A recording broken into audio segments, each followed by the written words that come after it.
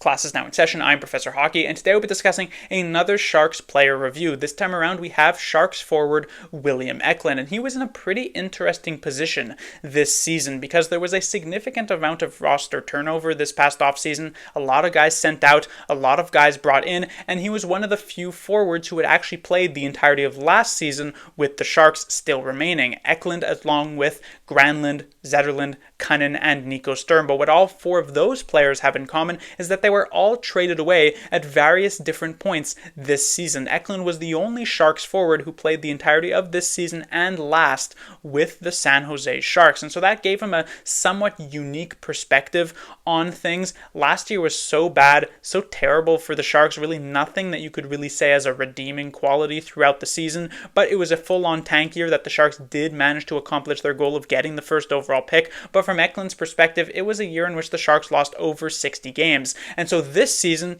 despite the fact that the Sharks had better vibes surrounding the team, there were reasons for excitement and optimism moving forward, which could be enough for some of the first-year players like Celebrini and Smith and Graf and Mukamadulin moving forward. But for Eklund, who had already gone through a full season of losing, to now come into this year where the Sharks again still lost over 60 games, only ended up managing one more win than the previous year, there are obviously frustrations that do end up building up, and he aired those frustrations rather publicly, talking about at length how he is simply just tired of losing over and over again, which is pretty much all that the Sharks have done these last couple of years. And for certain players who have had success prior in their career, like Tyler Toffoli, one down season might not be the end of the world, but for Eklund, whose first two full seasons of his career have now just been filled with loss after loss after loss, obviously a relatively depressing reality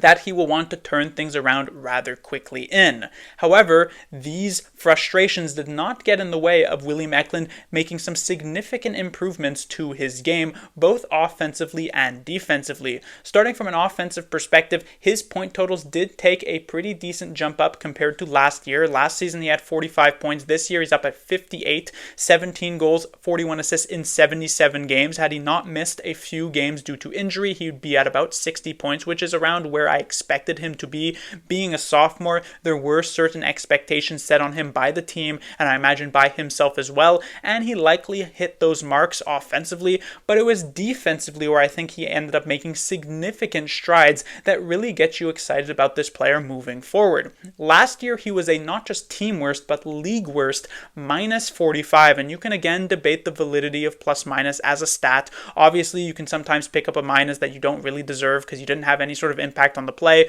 or you end up getting a minus even though you were on the ice for a empty net goal against, which probably shouldn't be the case. But no matter how you slice it, being a minus 45 is not really a great look. This year, though, a huge jump up from that to a just minus 7, which is actually one of the best amongst Sharks forwards on the team this season. And the underlying defensive stats support the fact that Eklund looked so much better in this particular area. His expected goals for percentage was one of the highest on the team here, which meant that when he was on the ice, the Sharks were much better off than when he was off the ice. He was a huge positive impact player for this team. And so while you could not really make any sort of argument of this nature last year,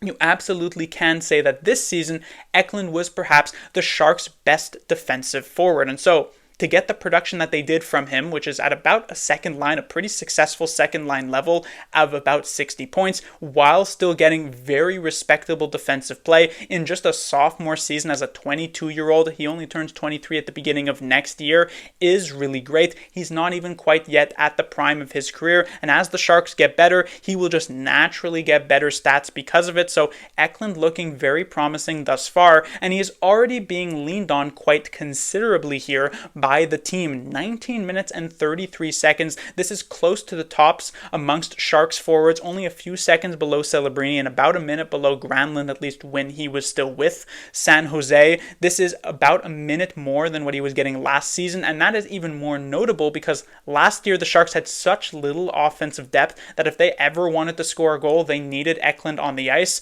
So the fact that this year, when they have a few more notable names, Celebrini, Smith, Toffoli, players who can put the puck in the back of the net, the fact that they still looked towards Eklund constantly to be someone on the ice to get them that clutch goal that gets them back in the game or gives them the 2-goal lead or gets them the 1-goal lead or whatever the case may be, shows the faith that the Sharks have in this particular player. Now, when it goes into next season, it is the final year of William Eklund's entry-level contract. He would be eligible for an extension on July 1st, and I had suspected that he might wait until the end of next year just to simply see how the Sharks do, and more specifically how he does, to perhaps be able to get a better offer for himself. However, there are already rumored to be discussions about a possible extension as soon as July 1st, or maybe within a couple of weeks or a month of that date arriving between Eklund and Mike Grier, and that is quite notable. Obviously, if this is like a bridge deal of just 1 or 2 seasons, it's not really going to shift much of the opinion here, but if this ends up being a significant contract extension, we're talking in the realm of like 6, 7, or perhaps even the max 8 years for this player, it does so show a significant amount of commitment, not just from William Eklund to the organization here, which is quite nice to see, but also from Mike Grier to Eklund himself, because it was always kind of a question mark over these last couple of seasons whether or not Mike Grier viewed William Eklund as a full-on long-term solution for the San Jose Sharks. And the reason I say that is that over the last 3 seasons, when Mike Grier came in as general manager, he has rebuilt this team from the ground up in his own vision. He's trying to pick up the players that fit into the type of mold that he is looking for. And so a lot of the guys that are on the Sharks roster right now are players that either he drafted, signed, or traded for. Eklund is one of the few exceptions. He was a player drafted by Doug Wilson back in 2021 with the 7th overall pick. And the thing is that on the surface, Eklund doesn't look like quite the type of player that Grier would have taken a flyer on, especially that early on in the draft, because we have seen Grier look for the more bigger-bodied wingers, guys like Musty, Halttunen, Chernyshov, Wetch, players who are over 6 feet, who might not be extremely physical, but can hold their own on the ice and get the body position necessary to find success, and maybe ones that maybe project out a little bit better when it comes to postseason play. Eklund, being below 6 feet, maybe doesn't fit into that same type of category, but we have seen Eklund try to be this type of player this season and have some pretty decent success. There were many games this year where he's able to do really good work along the boards, in the corner, below the goal line, to set up chances for himself and for his teammates, but at the same time, there were also some games where the Sharks go up against bigger, stronger playoff teams that are able to neutralize him a little bit more offensively and prevent him from making the same type of offensive impact that he is actually looking for, which is somewhat of the danger when it comes to these slightly smaller players. But Grier being willing, we'll see if it happens, to actually give that major extension shows that those fears are maybe not something that he's looking too far into. On top of this, there was also the possibility of potentially a trade occurring for this particular player, because especially if the Sharks are to grab a forward at 2nd overall in the draft in a couple of weeks, which is what is expected, likely to be Michael Misa, they will have a huge abundance of forward prospects. That area of their prospect pool looks extremely deep, but defensively, it is a little bit more shallow. Sam Dickinson leads the way, but there isn't a ton of help behind him, and so one might think that the Sharks would look to try and trade one of those forward prospects to bring in a defensive prospect. But unless you can find a team that has a really promising young defenseman that is also looking to rebuild and so is willing to take on either some draft picks or a player who might not be NHL ready for another year or 2, you might have to trade away some actual NHL ready assets. And outside of the big untradeable names, or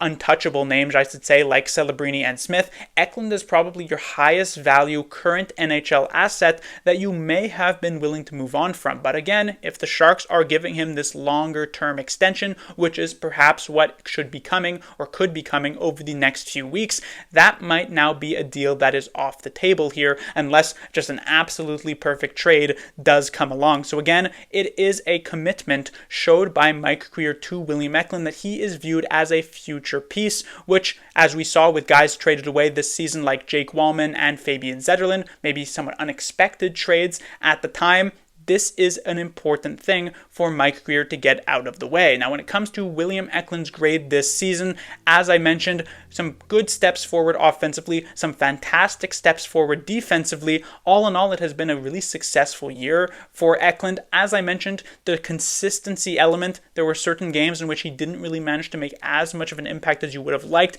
does drop his grade slightly, but he still ends up as one of the most impressive players on the team at an A-. Class dismissed.